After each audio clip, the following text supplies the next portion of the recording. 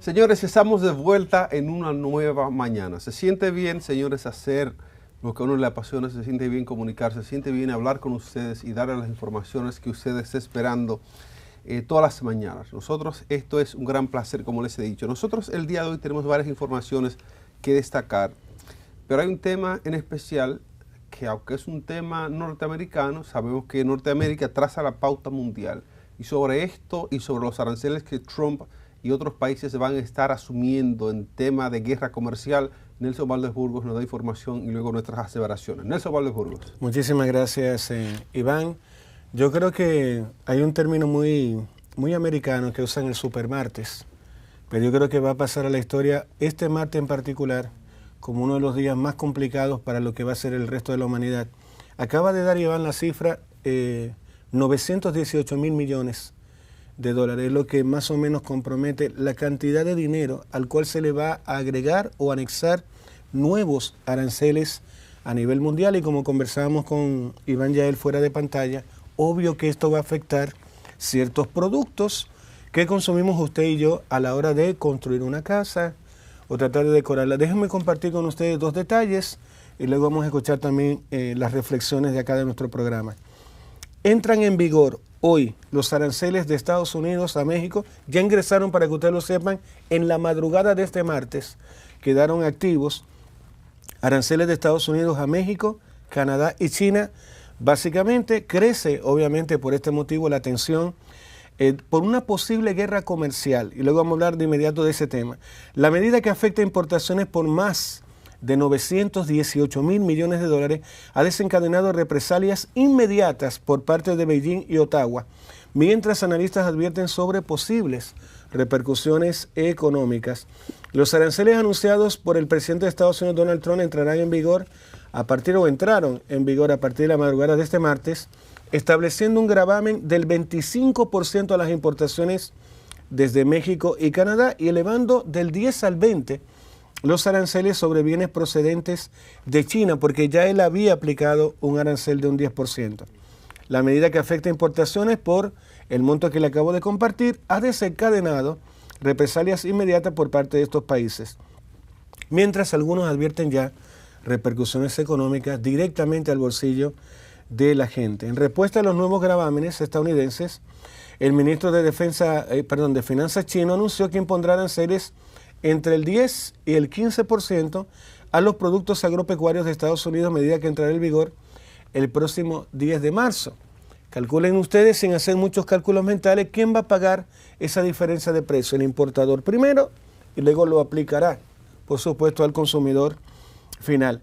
Entre los productos gravados con un 15%, agárrese de la silla, figuran el pollo, el trigo, el maíz y el algodón. Mientras que la soja, escuchen, la carne de cerdo y de vacuno, los productos acuáticos, las frutas, los lácteos, la verdura y el sorgo serán gravados con un 10%.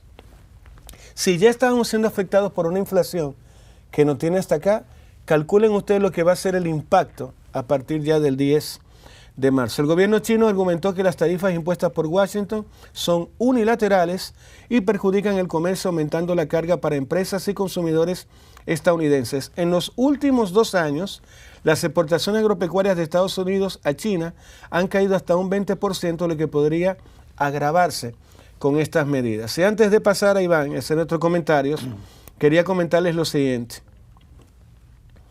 La respuesta de China como represalia se calcula que afectará más o menos, en el caso de China, más de 500.000 millones de dólares, y en el caso de Canadá, solamente la parte inmediata, estamos hablando de 155.000 millones de dólares. Y ahí viene mi comentario corto para pasar a Iván.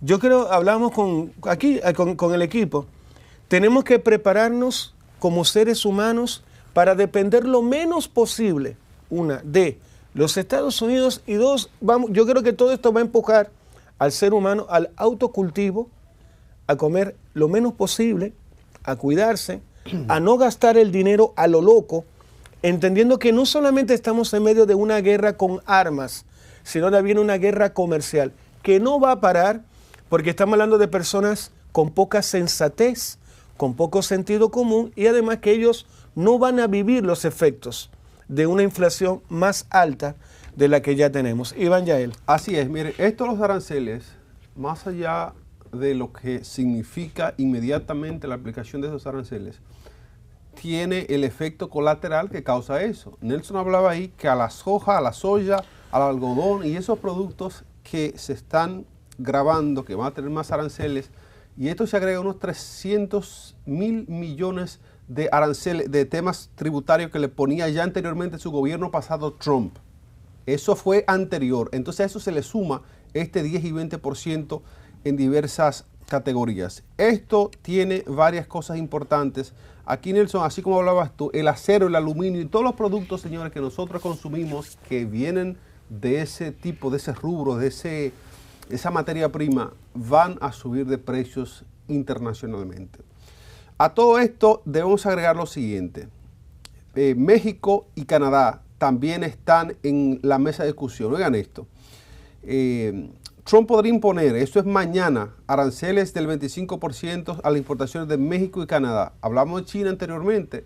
China es el exportador del mundo, pero los vecinos inmediatos de Estados Unidos son México al sur y Canadá al norte. O sea, Estados Unidos se está blindando a nivel tributario, a nivel de aranceles, para que cada cuestión que entra allí tenga un arancel sustancial que va a significar el incremento y la dificultad a los importadores allí. Y esto, le decía Nelson en la pausa, que esto, uno dirá, bueno, los productores tendrán situaciones allí con esto de los aranceles, pero al final esto lo que hace es que se traduce y se va a atacar el bolsillo del consumidor final. Es quien sufre, es quien padece.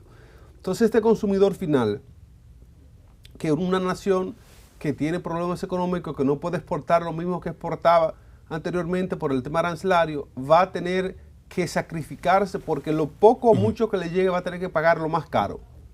Esto va a dificultar el desarrollo de empresas y microempresas que quieren desarrollarse, la gente que pide un insumo, una materia prima para producir el material o el producto que sea que quiera vender. Esto ya dificulta la situación en ese sentido. Entonces, ¿qué pasa cuando la economía se ve contra la espada y la pared? Muchas cosas pueden ocurrir. Trump está trayendo un nuevo orden económico a todo el hemisferio y más del hemisferio nuestro a todo el mundo. China está del otro lado, eso se va a ver afectado también. Y de todo esto, Nelson, y para nosotros hacerle la mitad del tiempo a este tema y hacer la segunda mitad al tema de lo que pasa con Ucrania y el tema con Zelensky, pasaremos a eso un momento. Primero, Trump se está cerrando económicamente, se está queriendo blindar de manera hermética. Esto tiene varias aristas. La primera es que puede proteger la productividad norteamericana, pero a esto se le suma un factor importante. La productividad norteamericana está siendo afectada porque los empleados, la mano de obra, no diferente aquí, que es extranjera, no están queriendo salir a trabajar por un tema migratorio que tiene Trump. O sea, Trump se está abriendo frentes muy importantes. El tema migratorio de la gente que trabaja, de la gente que produce, que está quedándose encerrada porque tiene miedo a que ICE lo deporte, y el tema de que se está cerrando comercialmente. Hay que ver si esto va a resultar para Trump. Ahora hay una cosa más, y es la siguiente. Trump, justamente ahora, ha entrado a un espacio delicado, donde se está evaluando la gestión de él en los pocos meses que lleva de gobierno. Se está viendo cómo la proclividad de su gobierno está muy de la mano con la gente que era opuesta a Occidente desde hace mucho tiempo. Trump se ha mostrado, y muchos lo han dicho de esta manera, han dicho que Trump se ha mostrado vasallo de Putin. O sea, que usted venda, o al menos que cause la impresión de que su identidad como nación que se resistió a esos regímenes desde los tiempos de Stalin, de Hitler, de todo el que quiso ser un emperador en este tiempo, un dictador, una persona autoritaria, ha sido siempre el enemigo de Occidente, de Estados Unidos. Ahora Trump ha hecho lo contrario, especialmente con ese maltrato que se le hizo a Zelensky en esa visita. Inglaterra ya se está comunicando, se está expresando sobre esto, de cómo están en desacuerdo Y como el mismo Churchill en tiempo de guerra duró como gobernante de Inglaterra por años y años mientras hubo guerra y hubo litis y nunca le llamaron dictador como le llamó Trump a Zelensky por no hacer elecciones en Ucrania. Déjame interrumpirte un segundo. Tú sabes además que hay un tema ahí de ignorancia total. Tú sabes que yo estoy en el negocio del acero. Para tú fabricar alambre galvanizado, la materia prima se llama alambrón. Ninguno de los principales, o ninguna, perdón, de las principales empresas productoras de alambrón son norteamericanas. Él tiene que importarlas para poder convertir. Tú hablando, por ejemplo, y tú dirías, bueno, Nelson, tú acabas de decir que va a proteger la industria norteamericana. Señores, Donald Trump ganó fue el 20 de enero. Es decir, primero tú debiste haberte reunido con toda la fábrica, estamos en capacidad, tenemos alambrón, porque ahora ¿qué va a pasar? Cuando él vaya a comprar alambrón a Canadá, que es el segundo productor de alambrón del mundo, le va a aplicar un arancel que le va a ser imposible. Entonces, siento que hubo poca inteligencia, Iván, honestamente. Mira, en esencia, y esto es deplorable, porque los movimientos de Trump, y es deplorable porque esto ha sido aceptado y normalizado y establecido por nuestra sociedad. La sociedad, señores, está el día de hoy, Nelson. Tú hablas de un ámbito que conoces, el ámbito de metales, de negocios, de comercialización de insumos para construcción, especialmente la metalúrgica. Pero la gente, Nelson, no está consultándote o consultando a gente que sabe esas cuestiones para tomar las decisiones, especialmente para elegir un presidente. La gente está, lamentable, optando por tomar decisiones muy emocionales. Y eso anteriormente se podía aceptar. Tal candidato me cae bien, vamos a votar por fulano. Pero justamente ahora ya tenemos que, además hay información suficiente, ya tenemos la capacidad de poder obtener información que nos diga, mire, este candidato tiene esto y aquello. ¿En qué puede desencadenar esta gestión, este gobierno? Una persona que es un comerciante de hotelería, de negocios, de inversiones, tú sabes que va a buscar una forma de cómo tratar lo que está pasando con Doge, que está haciendo Musk. Son gente del empresariado que está en busca de un beneficio y ese beneficio se traduce realmente a lo que la sociedad va a recibir como un bienestar para ellos. La obvia respuesta es que no, es que el tema de eficiencia gubernamental que se está estableciendo no se está haciendo sobre la base de un gobierno consensuado para el pueblo, porque como nos hartamos de la gente que era populista y que metían agendas internacionales hasta de preferencia de género, nos cansamos de esa gente y estamos, Nelson, cayendo en un error muy grave. Estamos eligiendo gobernantes por hartazgo, porque estamos cansados de lo que hay y queremos lo opuesto a esto. Ahora, esta oposición, y no es mentira que los demócratas detractaron y maltrataron mucho la economía norteamericana, pero sería necesario, es adecuado tener un cambio tan radical, un cambio de paradigmas tan tajante, puede sobrevivir. Hay una analogía que yo hago con la cirugía. Si usted tiene un problema de salud, un tumor muy grande, si usted intenta arrancar ese tumor de raíz sin hacer evaluación previa y sin hacer un tratamiento para reducir ese tumor y sacarlo correctamente, y usted lo arranca todo, puede que se muera el paciente. Bueno, pero déjame darte un escenario mucho más grave de lo que tú acabas de comentar y ponértelo en una escala mucho más pequeña para que entiendas el impacto de todo lo que va a vivir la gente a partir de ahora. Nosotros tenemos una planta que hay que entregar alambre de púa. Los clientes hacen unos pedidos semestrales hasta junio, por ejemplo. Por un atraso del alambrón, porque faltó materia prima X o Y, llegó tarde, solamente el retraso para un cliente, estamos hablando de 10 contenedores de alambre de púa. Eso es República Dominicana, 2 clientes en específico. Cuando tú lo dimensionas y lo llevas a un globo más grandote, a un círculo más grande, cuando tú no puedes entregar el alambre galvanizado para una construcción, se frena la obra. Cuando tú no puedes entregar el alambre de púa para un cercamiento de cualquier tipo de proyecto, se para la construcción. Y pararse la construcción, Iván, y tú que viviste en los Estados Unidos, ese niño, el Cookie, que yo paso a recoger en la camioneta a las 5 de la mañana para yo llevármelo a mi obra, Cookie va a tener que esperarme un poquito porque todavía no tengo el material. Y Cookie se queda sin sueldo esa semana. Es decir, esa es la realidad de lo que tú acabas de decir cuando se elige una persona que nos dice, chicos, miren, vamos a frenar un poquito el tema de lo del aluminio y el acero porque no tenemos alambrón. Tenemos que esperar nosotros suplirnos para entonces, ¿por qué? Ahí viene otra mala noticia. El principal productor de alambrón del planeta es China. Entonces, si yo le meto un arancel del 20% a una materia prima que yo necesito para fabricar alambre galvanizado, y ahí vuelvo y digo, o está muy, y le pasa a Abinader también, ser asesor de un presidente significa tener los timbales para decirle, déjame ver el listado que tú le vas a aplicar a aranceles. Mi amor, mira, a este no. A este no porque nos afecta directamente. Dame la otra lista. Eso es un asesor. Pero si no, haz lo que tú quieras, que no te preocupes, que no va a haber ningún impacto. Sí lo va a haber. Lo vamos a ver en pocos días cómo se va a frenar la construcción. Yo le pongo un ejemplo. Un viñedo necesita alambre galvanizado para colgar. Ciertos productos agrícolas necesitan alambre galvanizado. La construcción, las varillas también tienen el mismo origen de materia prima. Hay ciertos materiales que cuando tú los reciclas, pongamos que Estados Unidos diga, bueno, vamos a reciclar todo el hierro que está aquí para fabricar el nuestro. Hay un tema de átomos dentro de lo que es o molecular, dentro de lo que es la parte del material. Entonces, de nuevo, Iván, y para pasar a otro tema, creo que Donald Trump ha sido o muy mal asesorado, como dices tú, es un hombre que solamente lo guían las emociones y no la sensatez. Así es casi tiempo de hacer la pausa, pero antes, Nelson, quiero que dejemos este tema en la mesa. Aquí está la información. Von der Leyen anunció un plan para movilizar 841 mil millones de dólares para rearmar a la Unión Europea. Esto es sobre la base de que Trump ha dicho que ya él no más. Así es. O sea, como Trump, que es el ejército del mundo, Estados Unidos ha dicho que no va a apoyar, que salió de Ucrania, ya Europa se está preparando. Dice, tras el anuncio de Donald Trump sobre el fin de la ayuda militar a Ucrania, la presidenta de la Comisión Europea dijo que la seguridad del continente está amenazada de una manera muy real y no dudó en bautizar el cambio de época como estamos en la era del rearme. Escuchen eso, estamos en la era del rearme.